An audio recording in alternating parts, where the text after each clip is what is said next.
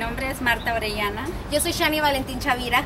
Tenemos el gusto de presentarles a Néstor Díaz de Villegas, un poeta y crítico literario cubano, reconocido por sus obras con las cuales ha hecho grandes aportaciones a la literatura latinoamericana. Entre sus obras más reconocidas se encuentran Por el camino de Sade, El Che en Miami y Cuna del pintor desconocido.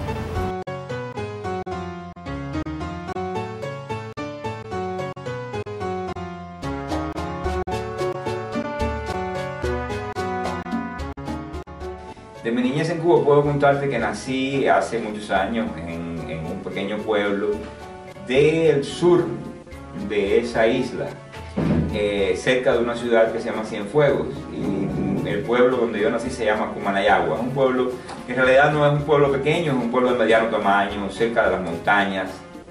Y por lo tanto me crié en un ambiente de montaña.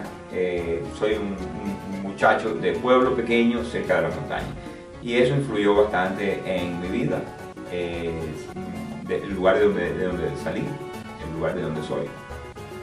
Y mi niñez comenzó en unos años antes de la Revolución Cubana, del año 59, yo nací en el 56. Así que mis primeros años fueron en ese mundo casi que anfibio, un mundo en que se mueve en dos reinos. El reino del tiempo anterior, del antiguo régimen, y toda esta época de la primera parte de la revolución en que todavía ese régimen no había acabado, ni tampoco las instituciones de ese régimen habían terminado completamente, y el momento en que ya se instaura el régimen revolucionario. Así que yo vengo de un mundo y caigo en el otro siendo un niño. Mi niñez está marcada por esa dualidad de regímenes, ¿no? Uno que acababa, que llegó a su final, y otro que comenzaba. Claro que yo he tenido en mi vida la oportunidad de ver el desarrollo de ese comienzo que coincidió con mi niñez.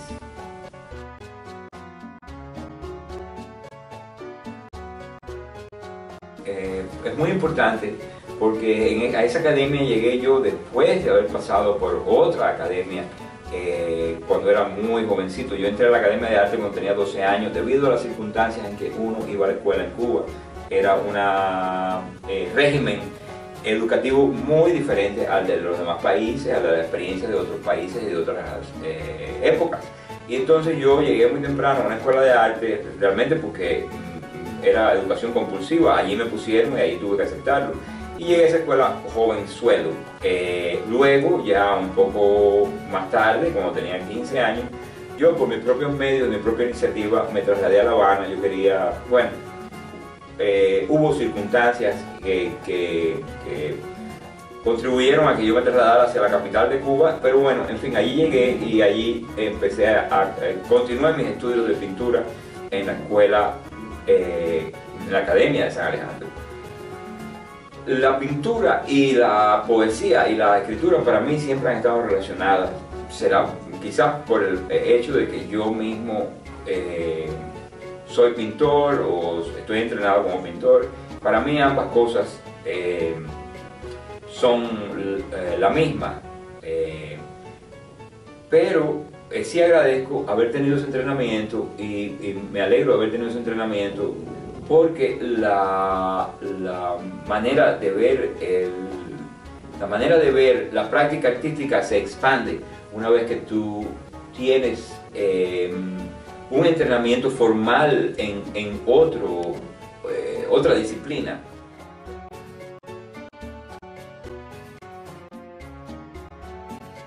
Sí, Marta, las circunstancias son muy especiales porque recuerda, estamos viviendo en un país en revolución. Durante una revolución, la palabra misma lo dice, todo está patas arriba, todo puede suceder. No hay ningún tipo de orden que no sea arbitrario, es decir, no hay una regla por la que uno guiarse. La sociedad no se guía por ninguna regla, sino una regla arbitrariamente impuesta. Y por supuesto, en lo que concierne a las cuestiones de arte, literatura, relacionados con la política, la arbitrariedad se multiplica, se hace mucho más palpable y mucho más afecta directamente al individuo y sobre todo al poeta, al escritor, al artista.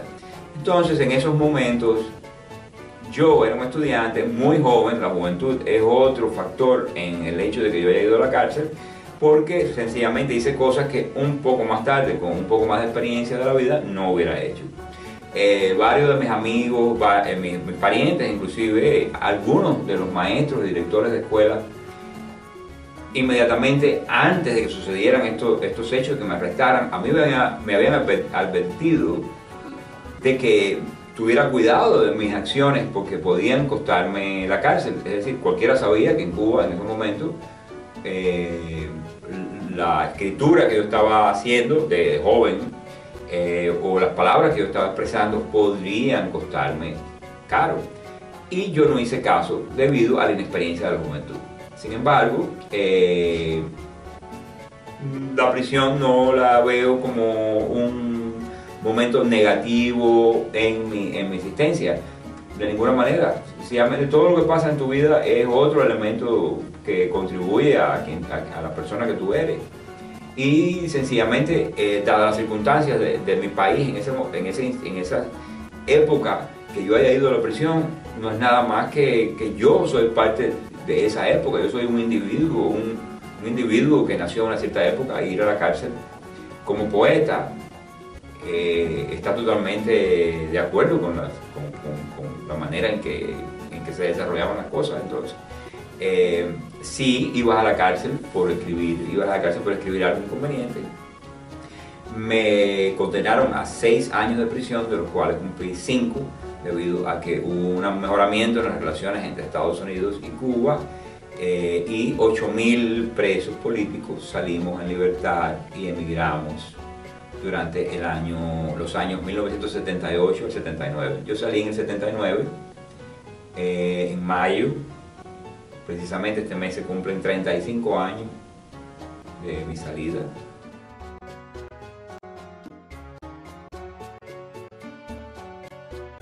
Sí, Carlos III es el poema, Oda a Carlos III es el poema que me costó a mí ir a la cárcel cuando tenía 18 años.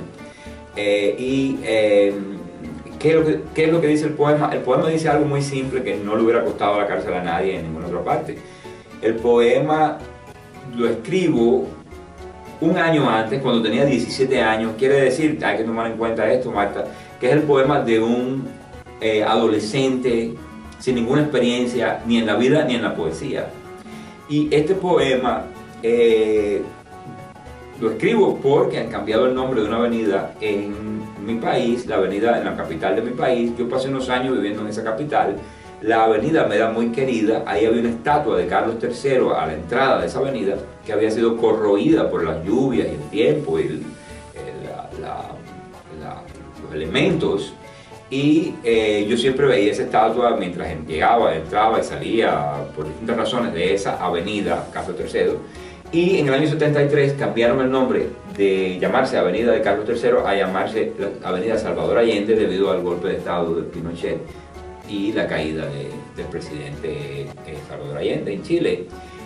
Yo protesté inmediatamente. Todavía hasta el día de hoy el poema no es tan importante, quizás porque es el poema de adolescencia de un autor, pero lo importante para mí es que como un adolescente de 17 años tenga la visión o la capacidad política de expresar una idea de tal naturaleza, es decir, saber que hay algo fundamentalmente erróneo en lo que estaba sucediendo en la nación y expresarlo, y no solamente expresarlo, sino repartírselo a un montón de gente. Cada una de ellas era la persona equivocada, la persona errónea a quien darle ese poema, porque fueron a la policía y denunciaron al autor.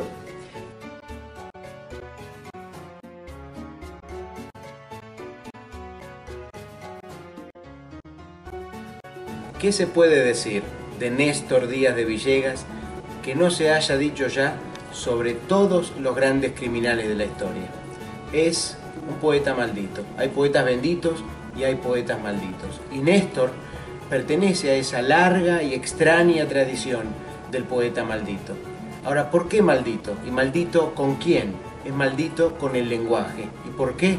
Porque el lenguaje sirve para expresarnos y para comunicarnos, pero también dibuja la gramática de nuestra imposibilidad de expresar. Y Néstor entra en el lenguaje como un caballo de Troya y lo hace explotar desde adentro. Y logra expresar con las esquirlas de esa explosión cosas inesperadas. Por eso siempre leo y siempre vuelvo a la poesía de Néstor de Villegas. Es, como digo, un poeta maldito, es un poeta bomba. Como diría Cervantes, en esa distinción entre el hombre de letras y el hombre de armas, en Néstor Díaz de Villegas ya no funciona, porque sus letras son sus armas.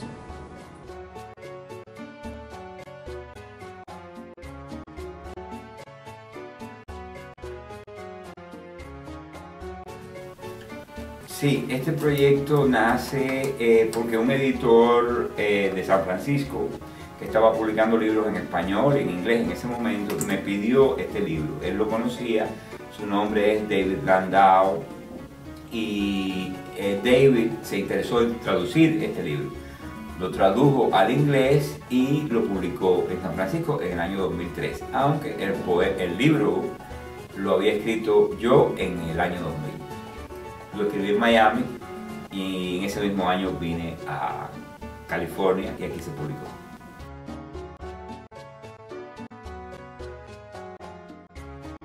El poema favorito, bueno, hay varios poemas favoritos, pero yo me siento bastante inclinado a decir que el número 23.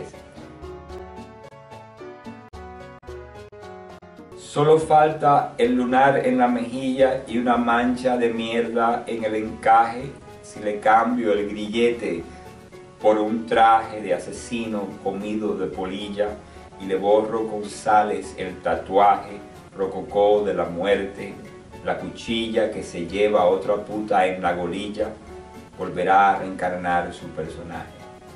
El marqués se idealiza en el espejo, torcida imagen, desembocadura, reflejo de un reflejo de un reflejo, y reinventa al marqués de la escritura, más increíble pero menos viejo, cada vez que recibe una lectura.